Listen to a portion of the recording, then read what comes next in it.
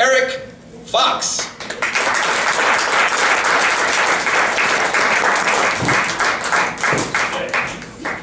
Mark had to pause there when he said Eric because there's actually two Erics here tonight. There's me and there's the other Eric. Where are you, other Eric? I can't see you. Oh, yeah. Him. Just remember, he's the other Eric. I'm the first Eric, he's the other. So you're from North Providence, huh? I'm from North Providence. That's what Mark said. You like Dunkin' Donuts? Doesn't everybody like Dunkin' Donuts, though? Really? Seriously? You know why? They made it a law, I think, didn't they? It's mandatory. You need to like Dunkin' Donuts. That's why Tim Hortons closed. That's why the one and only Krispy Kreme we ever had around here is now a bank. Really like it, go in there and do a little banking business, come out. I got diabetes. What happened? I just cashed a check. A lot of residual diabetes floating around the Krispy Kreme. Let's see what else we got. We got Bess Eaton and Honeydew. But I think we're all aware at this point that those are actually fronts for the mob. Not really places of business at all. And I mentioned Starbucks, but let's be frank with each other. If you were fancy enough, hoity-toity enough, to be frequenting a Starbucks, you probably wouldn't be sitting here right now. You probably want to take your sophisticated self up to one of those show-off casinos where they let you touch things, like cards and dice. They have an actual physical marble for the roulette wheel. It's fancy schmancy, is what I'm saying. Me, I have respect for the law, so I like Dunkin' Donuts. I'm not ashamed to admit it. Some of you people who didn't say anything, I know you go. Lying. I like going there not just for the awesome food and beverage items which can be purchased there, but also because going there offers you the opportunity to have unique social interactions. I pull up to the window to pay the lady at the drive-thru, and she says, "Good morning, how are you?" And I say, "I'm good, how you doing?" And she says, "I'm pretty good, yourself?" I'm still good? Am I supposed to ask you again? Not gonna lie to you, I didn't really care the first time I asked. I can't see mustering up the gumption to ask a second time. But like I said, I live in North Providence, so I go to a Dunkin' Donuts on Mineral Spring Ave. It's probably where you got that stuff. I really like it there. It's one of the few places in the world where you can see a Dunkin' Donuts from the parking lot of a Dunkin' Donuts. Very close. I don't know, I think they might be reaching a point of saturation up in that area. You guys know it's saturation? You know what that means? Everybody knows what that means, right? I know y'all know what it means. Two things people around here are known for: love of Dunkin' Donuts, big vocabulary. Everybody knows that. That's obnoxious though, isn't it? I know somebody who actually does that. Use a big word in conversation, then ask the people he's talking to if they know what the word means.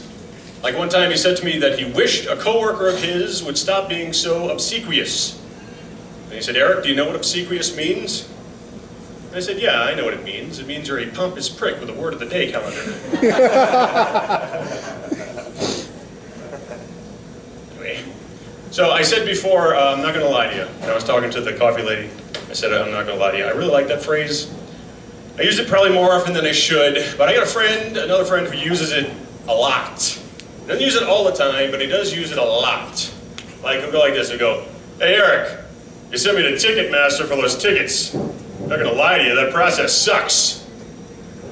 Okay, appreciate the honesty.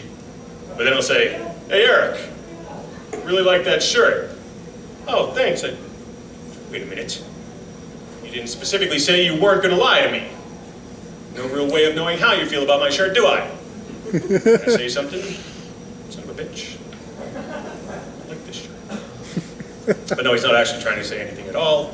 It's just a verbal tick. It's a habit he has. He's got another interesting habit. This one I can't describe to you. I need to demonstrate it. He'll go like this.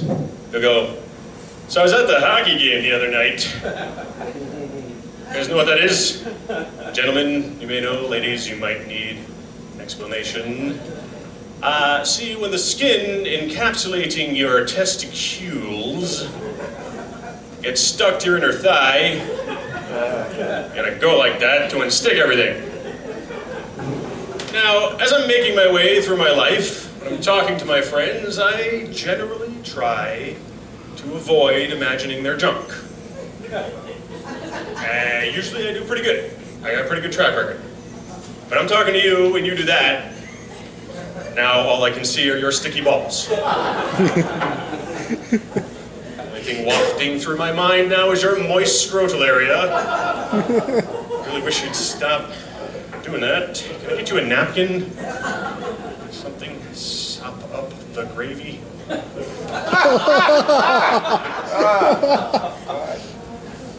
You just witnessed actual improv. I've never said that before. Sop up the gravy. Somebody write that down, because they really liked sopping up the gravy. I'm gonna do the rest of my act like this now, because now I like this too. All right, sorry, I just threw myself off completely with the sopping up the gravy. It's funny, as he's getting older, he needs to go down lower and lower. He needs to crouch lower and lower. He's starting to look like he's doing one of those Russian squatting dances. And I keep saying I'm gonna look up the name of the dance before I try this joke. And I keep forgetting to Google it. There's a dance that they do, and they go down and they kick. It's called something. Probably if I knew what it was called and I said what it was, you'd all go, I don't know, what is that? And I'd have to describe it anyway. So, I guess it really doesn't matter. I'm totally making all this up right now. I just want you to be completely aware that I'm making all this up. Okay, so I said the thing about the sticky balls before. I've said that before on stage, and I got off stage once, and a guy, as I was walking past him, said, "Wow, that's really gay." I was like, what are you talking about? What do you mean? So you're talking about envisioning another man's private area? It's pretty gay. I don't think so. I mean, I believe there needs to be an element of like desire that you have to throw in there to make it be that. I think, I don't know. But then I said to myself, I am talking about envisioning another man's schwang. So, okay, I don't agree, but I'm not confused. Okay? So here's some other things that you can do, some other acts that you can do that are not in and of themselves homosexual in any way. But if you do them, you're not allowed to be confused or upset if someone questions your heterosexuality. Okay, everybody follow? It's a really long setup. Everybody know where I'm going? Okay, so if you're with your friend and he's wearing a button-down shirt and the shirt's open more than you're accustomed to, and you call attention to that fact by going, "Ho ho, showing some rug." Don't be confused. If you're with another man and you attempt to guess the brand of cologne that he's wearing, what is that, chrome? You are not allowed to be upset. If you're at a urinal with another man, ideally 2 urinals,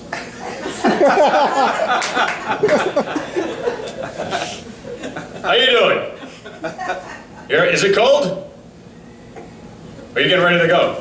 You got your coat on, you just look cold out there. And no one ever talks to you. That sucks.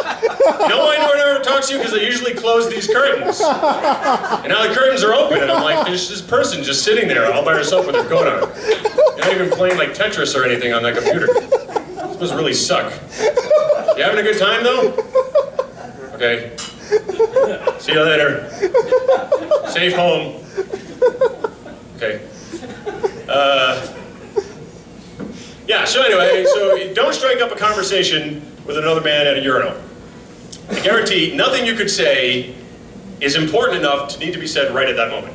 Whatever you could possibly say can wait a couple of minutes, unless you need to tell the other guy that suddenly the bathroom is on fire. That you can go ahead and say something, but for God's sake, keep the conversation brief.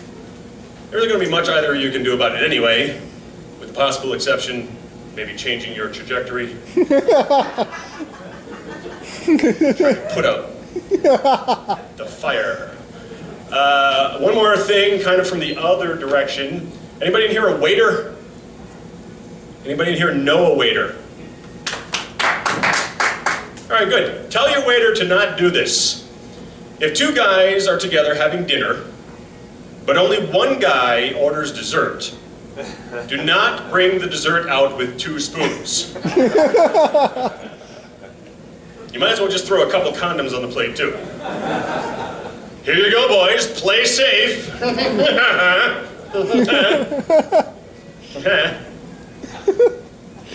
Bye. I see you're getting to the door now. Are you waiting for a ride? All right. I'm all done, too. It's a coincidence. I am actually all done. My name is Eric Fox. Thanks all very much for listening to me say stuff. I'll turn it back over to Mark O'Shea.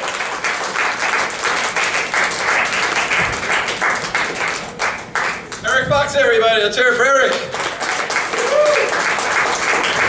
Eric, I'm not going to lie to you. That was funny.